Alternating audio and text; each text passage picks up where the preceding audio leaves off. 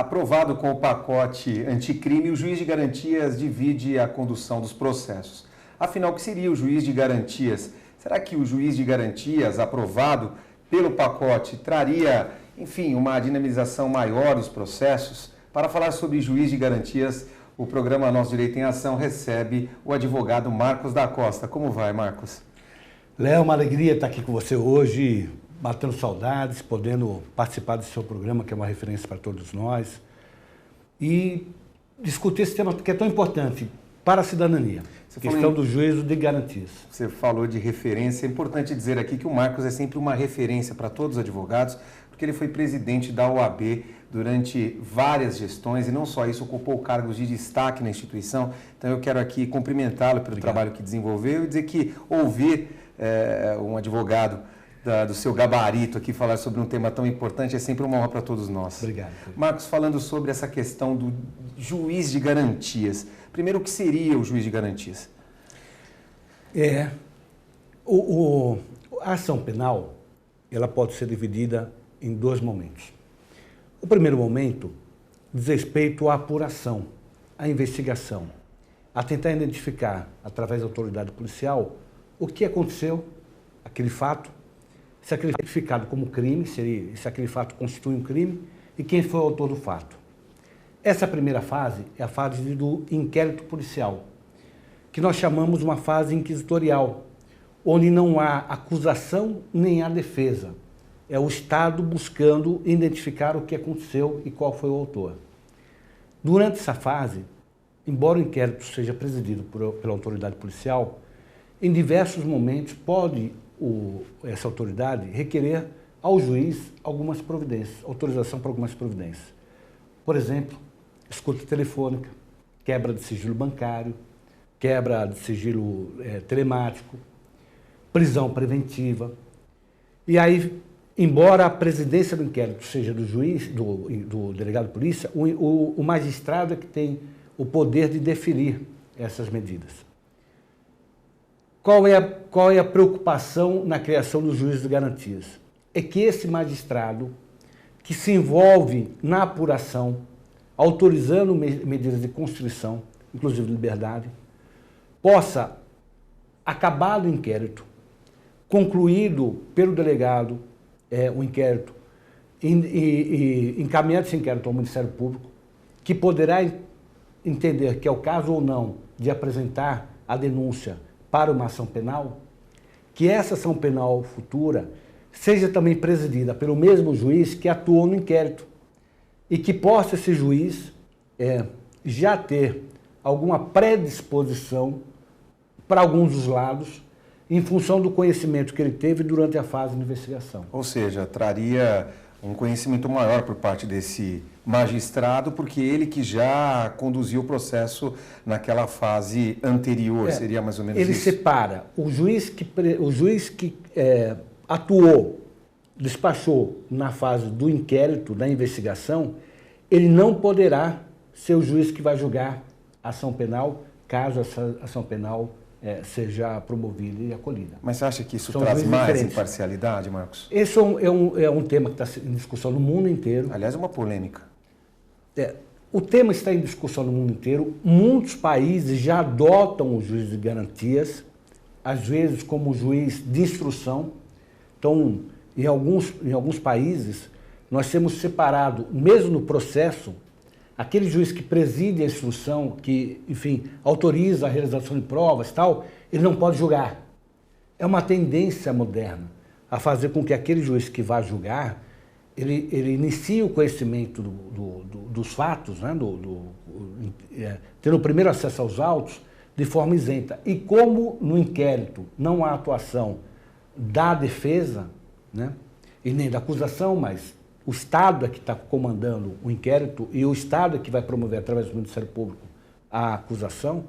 Então, que ele possa, esse juiz, ao ter acesso ao processo, que ele o faça no momento em que passe a atuar também a defesa e o Ministério Público. Agora, por exemplo, depois da denúncia, lógico, pelo juiz de garantias entra um outro magistrado no processo, quer dizer, ingressa um novo magistrado para conduzir após a denúncia aquele processo. Agora, a denominação, Marcos, juiz de garantias, parece que aliás, porque eu fico pensando naquele magistrado que, nem aquele magistrado, aquele profissional do direito que pensa em ser magistrado, e houve que, além de um magistrado, há um magistrado de garantias, um juiz. Parece que ele traz mais garantias ao processo. Isso não traz uma certa, uma posição de, não digo nem de superioridade, mas não tira um pouco da credibilidade do magistrado?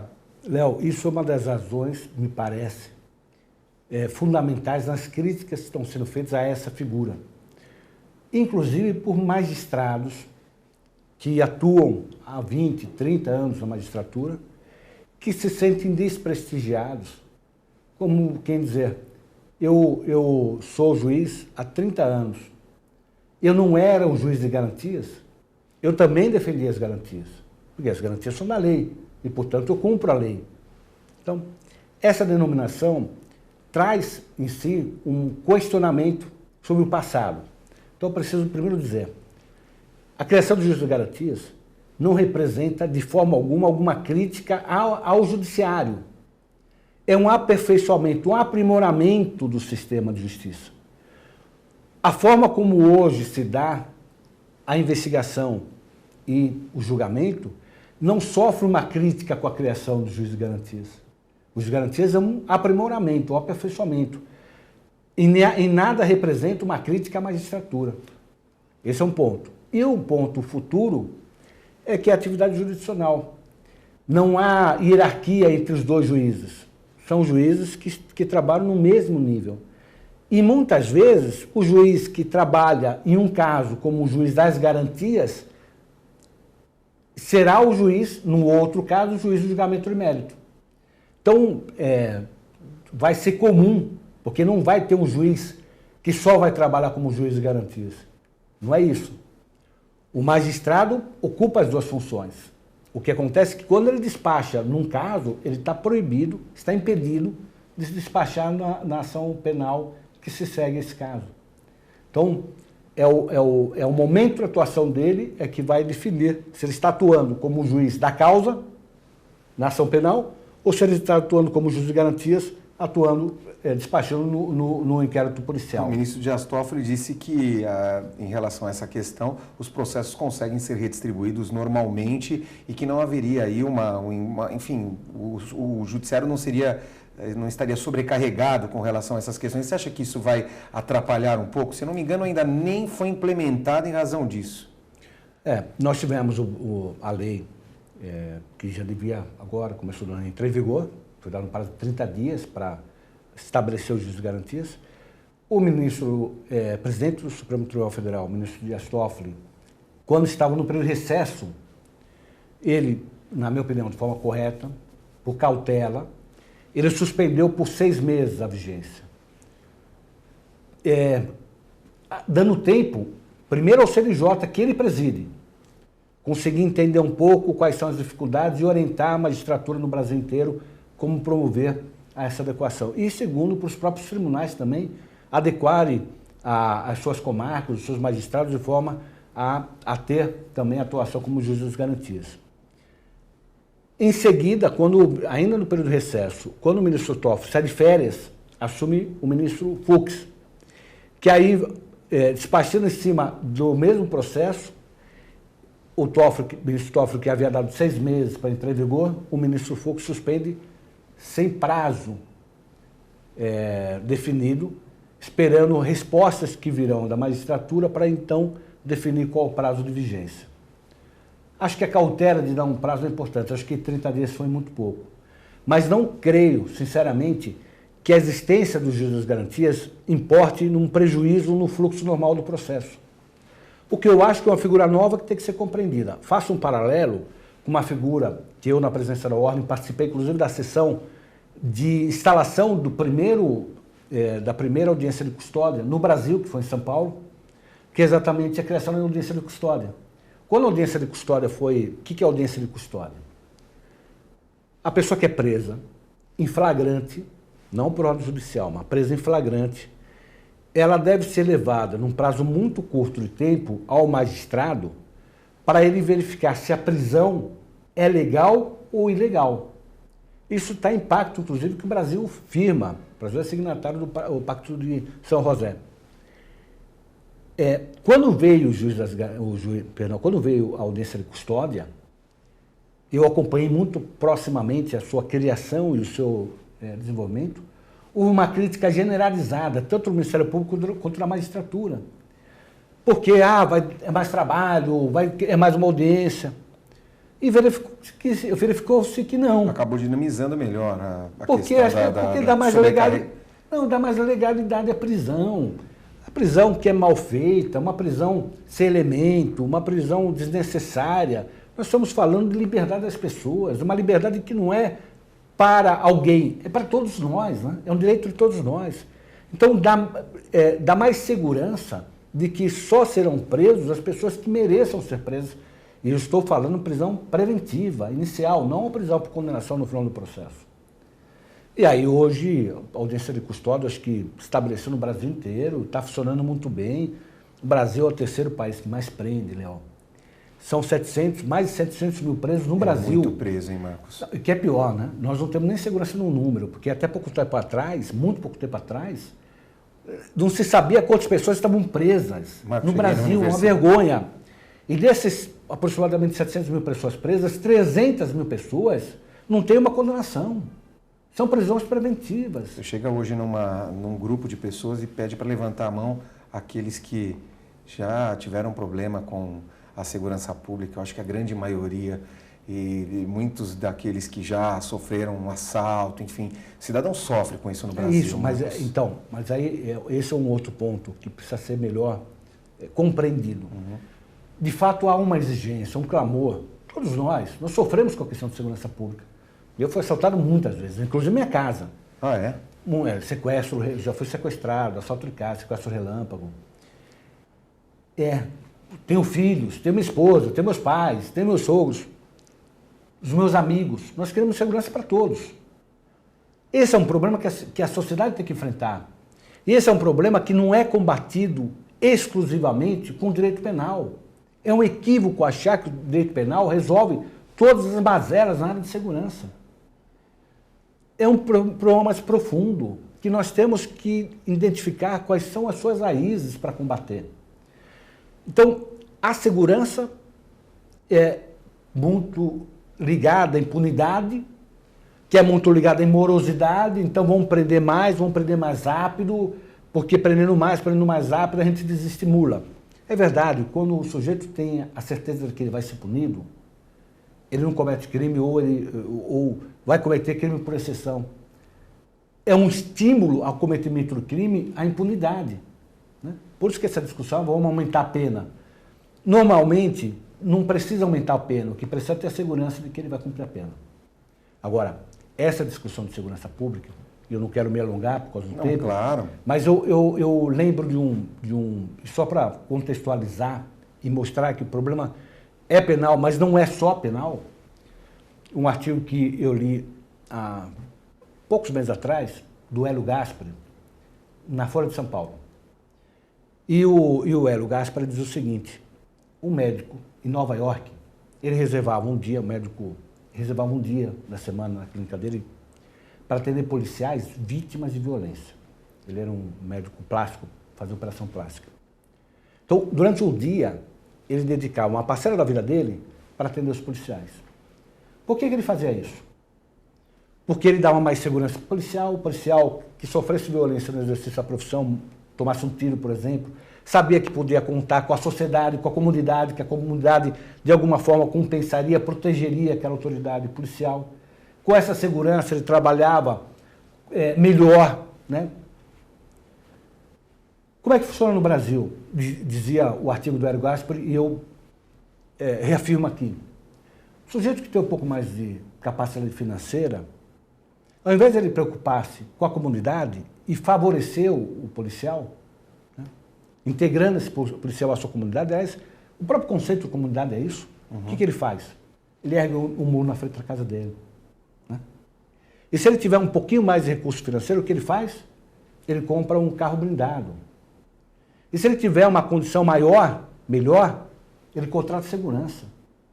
Então, aqueles que têm condição de criar esse clima para esses profissionais, seres humanos que estão dedicando sua vida ao combate à violência, ao invés de eles dedicarem um espaço da sua vida para tentar valorizar, e ao valorizar o policial, ele está melhorando a condição de segurança para a comunidade inteira e, portanto, para ele próprio, o que ele faz? Ele preocupa consigo. Deixa eu aproveitar essas considerações. Esse é um ponto, é só para Claro. explicar que a questão de segurança pública Não, claro. é muito mais ampla do que o direito penal. Embora o direito penal, evidentemente, é um ponto importante. Claro, quero até aproveitar o seu conhecimento aqui, já que você ingressa nessa questão que é justamente a questão da segurança pública no Brasil. Você acha que isso tem um viés assim totalmente linkado aos problemas de educação no país? Até porque educação é o tema base hoje. É assim, nós enfrentamos esse problema do conceito de comunidade, né? Uns 2, 3 anos atrás, o professor Miguel Reale Filho, ele deu a última aula dele, se aposentou com 70 anos, né? Ele deu a última aula dele na São Francisco. Não sei se era 70 ou 75, acho que era 70 anos, acho que 75 é só para magistrados. Ele é professor, se aposentou com 70 anos. E na aula final, eu fui convidado, ele me convidou para assistir, eu fui lá assistir, e deu uma aula de conhecimento social, onde ele mostrava que o direito penal tem que ser o último instrumento de combate, ele não pode ser o primeiro. É a chamada última ratio, né? É isso. Então, assim, a família, a criança começa a apresentar algum grau de desacerto e tal, copia os pais, corrigir, ensinar, mostrar o caminho correto, né? Pois a escola, hoje em dia a violência está nas escolas, né? Muitas vezes muitas vezes, infelizmente, a gente vê professores sendo agredidos. Mas a escola é um instrumento, um espaço importante da cidadania. A comunidade, para aqueles que têm fé, que acreditam no Criador, a comunidade religiosa, né? Você ia à sua igreja, você frequentava a sua comunidade, né? E se tivesse algum desvio, né? O próprio padre, que faz também esse papel de líder comunitário, chamava atenção. E assim por diante. É assim que se gera os cidadãos, né? Nós fomos perdendo ao longo do tempo esse conceito de comunidade. As pessoas... Eu nasci no Brás. O Brás, na 21 de abril, que é uma das mais famosas de São Paulo, mais tradicionais. Você não pensa em deixar o país nunca, né, Marcos? Jamais. Até porque algumas pessoas hoje, quando as coisas não andam muito bem, eu vou deixar o país, vou deixar minha cultura. É natural. Porque não vem espaço para progredir. Eu digo, fiquem aqui, ajudem a reconstruir esse país. Eu acho que tem que lutar para que esse país... Para que as futuras gerações sejam efetivadas. É esse o conceito, mais uma vez, o conceito de comunidade. Nós vivemos juntos. Eu não posso me considerar, eu sempre digo isso para os jovens, Léo, eu não posso me considerar feliz tendo ao meu lado alguém que não tenha uma vida digna, minimamente digna. Enquanto a gente não olhar para as pessoas ao nosso lado, estender a mão, procurar um instrumento, uma forma de fazer com que essas pessoas, muitas pessoas, vivem numa condição absolutamente precária, sem nenhuma dignidade. Enquanto nós não tivermos condições de resgatar essas pessoas, compreendemos a importância de resgatar essas pessoas, porque se a gente resgatar essas pessoas, também o problema de criminalidade diminui. Não é só isso, mas também porque eles ficam reféns dessa situação. Então, há toda uma reconstrução social que precisa ser feita, valorizar os professores, valorizar as escolas, é fundamental. Se nós conseguimos fazer isso, volta ao tempo anterior, quando o direito penal era a última base. Era aquela pessoa que a família não conseguiu dar um encaminhamento, a comunidade, a sociedade do bairro e tal, e que ele optou por uma vida criminal. Aí veio o direito penal e e tira a pessoa... A Constituição sempre acompanhou a evolução do direito penal e do próprio processo penal, porque quando falamos até em juiz de garantias, na verdade ele traz uma alteração no Código de Processo Penal. De qualquer forma, quando nós temos uma alteração legislativa, assim eu penso, nós temos uma mudança de valores. Claro, juiz de garantias, mudança de valores, mudança na lei. Você acha que a nossa Constituição, enfim, como democrática e todo esse panorama, até dentro das suas considerações, você acha que nós precisamos de uma mudança, necessitamos de uma alteração na nossa Constituição Federal, que prima, claro, para a chamada dignidade da pessoa humana? Essa é uma discussão também fundamental, porque há dois eixos que precisam ser destacados, o eixo sociedade e o eixo Estado. Eu sempre digo isso, a Constituição de 88, ela precisa ser defendida, ela precisa ser compreendida, valorizada. Na época da última campanha eleitoral, os dois candidatos no segundo turno chegaram a mencionar uma nova Constituinte, eu fui contra. Isso para mim é ruptura. Essa Constituição, a Constituição que permitiu o maior período democrático da história do país. Nós temos 31 anos, né? Vamos completar 32 anos esse ano da Constituição. É incrível, 32 anos é um jovem, né? Uma pessoa, um jovem, mas é o maior período democrático da história do país. Jamais o país viveu 32 anos de democracia. Nós temos que dar condições para que essa Constituição, com seus valores humanistas, seja preservada. Agora, há um problema seríssimo, que é o problema na parte do Estado. Nós temos uma Constituição que foi feita para ser parlamentarista e que, no último momento, nos 47 minutos do segundo tempo, por uma negociata, se transforma numa Constituição presidencialista. Então, começa a ter valores estatais deturpados. Qualquer país presidencialista do mundo proíbe que alguém eleito para ocupar um cargo no legislativo, fui eleito para ser senador, deputado, vereador, seja chamado para o executivo para ocupar uma função do executivo. Ele é eleito para senador e vai ser ministro, vai eleito para deputado federal, vai ser ministro, vai eleito para secretário vereador, vai ser secretário de Estado no município. Isso é proibido. Porque isso faz com que haja uma relação não republicana entre poder executivo e poder legislativo.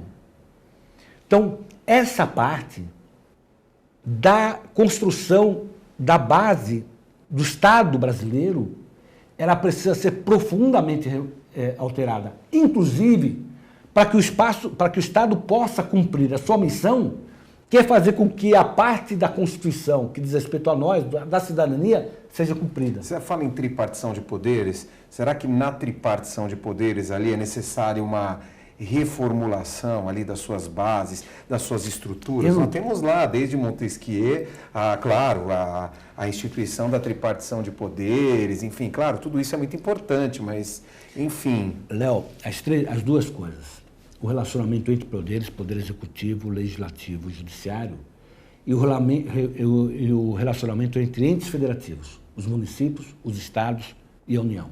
Precisa ser revisto de forma profunda. Mas, para entrar no debate, por exemplo, do parlamentarismo, presidencialismo, sim, eu digo, avançar no debate sobre parlamentarismo, questionando o nosso presidencialismo, que é um presidencialismo viciado, errado, equivocado, nós não conseguimos avançar nem no presidencialismo, nem no parlamentarismo. A mesma coisa em relação ao relacionamento entre os três poderes. Nós precisamos enfrentar os nossos equívocos. Eu citei um, tem tantos outros para enfrentar. O conceito da própria Constituição de moralidade. Presidência da ordem, Léo. A Câmara Municipal de São Paulo aprovou para os seus vereadores um aumento, se não me engano, de 24,6%, se não me engano. Foi 24,6%. Os servidores públicos, há 4 anos não tinham aumento, ou tiveram aumento de 0,5%. Então, os vereadores, que são cargos honoríficos, se deram um aumento, Enquanto que a estrutura estatal, aquela que dá apoio ao trabalho, da estrutura para cuidar da prefeitura, da municipalidade, não estavam tendo aumento há 4 anos. Nós fomos para a justiça. Na eleição anterior, não a passada anterior, 1 ano antes da eleição, os vereadores aprovaram, eu estou citando a Câmara de São Paulo, que é onde eu vivo, né? Sim, sim. Aprovaram a criação de 660 cargos comissionados, mais 12 cargos comissionados, cargo comissionado é aquele de nomeação do vereador, mais 12 para o vereador. Eles já têm um monte de cargo comissionado, criaram mais 12, o que era isso? Era para fazer política com o dinheiro do público. Aí você traz essa... Pegava uma pessoa que vai fazer um trabalho partidário e remunera com o nosso dinheiro. Você traz a figura do advogado, claro, ele sempre dispensava a administração da justiça, e aliás aqui fazendo sinceros elogios aos advogados que defendem as bandeiras e, assim como você também, batalham para que, enfim, as estruturas sejam melhor equilibradas. O Brasil tem essa condição diferente que é histórica. O Brasil, declaração de independência foi em 1822.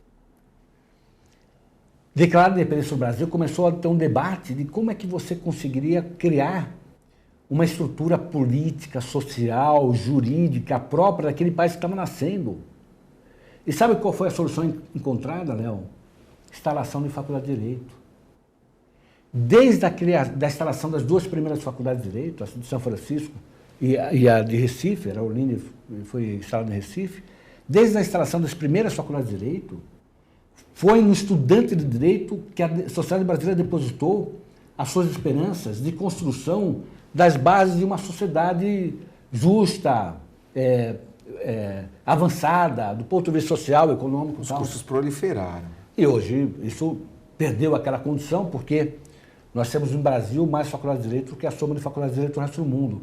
Mas o que eu quero dizer, o estudante de direito também, desde o começo, assumiu essa posição. Então, todos os grandes momentos da história, todos, você vai ver a participação decisiva do estudante e do advogado. Até naqueles momentos mais relevantes, cívicos, como, por exemplo, naquele momento da Iratajá, que tinha, na figura do Mário Sérgio Duarte Garcia, que ele então foi presidente da OAB de São Paulo, querido Mário Sérgio, e foi presidente do Conselho Federal, que organizou a Iratajá, até a figura do Franco Montoro, que foi o primeiro governador de São Paulo, primeiro governador a assumir a bandeira do Iratajá, quando ninguém acreditava, e que foi, além de advogado, professor de Direito, era Conselho da Ordem. Foi para a política a partir do Conselho da Ordem. Eu queria aproveitar a sua presença para que você deixasse 3 mensagens. A primeira, para o jovem, e o jovem que eu digo, o jovem estudante, o jovem, enfim, aquele jovem que tem sonho. Na verdade, sonhar, acho que todos temos que sonhar, mas aquele jovem que quer enfrentar o mercado de trabalho, e em especial quer enfrentar o direito, porque o direito ele é uma das profissões mais almejadas hoje na atualidade, aquela que abre as portas, aquela que traz uma série de perspectivas. A primeira para o jovem, a segunda para o advogado jovem, aquele advogado que não envelhece nunca, e a terceira para o cidadão. 3 mensagens. Antes das mensagens, lembrar o Léo, eu chamo de Léo carinhosamente, pela amizade, claro. Eu conheço o Léo desde muito jovem. Claro. O Léo, que foi presidente, participou de comissões e chegou à presidência da OAB de Tatuapé, fez uma grande gestão e que, para o meu orgulho, na nossa gestão, presidiu a Comissão da Jovem Advocacia. Então, Léo, para o jovem, eu dizer o seguinte, nunca, jamais desanime. O futuro seu pertence só a uma pessoa, a você próprio. Continue buscando realizar o seu sonho. Não há sonho que não seja alcançável. Depende exclusivamente da sua vontade, da sua dedicação e da sua capacidade de persistência. Eu venho de uma família muito pobre, Léo. Eu sou o primeiro dos meus irmãos, aliás, o único até hoje, a ter curso superior. Curso superior. Meus pais não têm. Meus avós não tiveram. Então, eu digo isso como alguém que também via na faculdade algo muito distante, se é que a faculdade é o sonho da pessoa, era o meu. E batalhando, consegui. Bastou querer. Para o jovem advogado, não perca a capacidade de se indignar. Aquele que tem vocação por direito, tem no sentimento de justiça a sua grande força motora. Quando o jovem estudante, o jovem recém-formado, vê algo que choque, que gere essa sensação, ele sempre busca a reparação.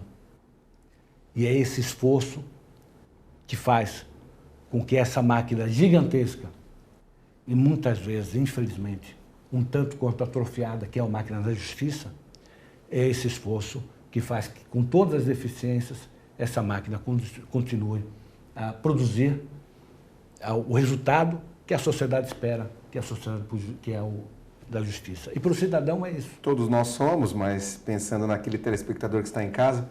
E para o cidadão é isso. É ter a certeza de que não há lugar melhor do mundo para se viver do que a sua comunidade.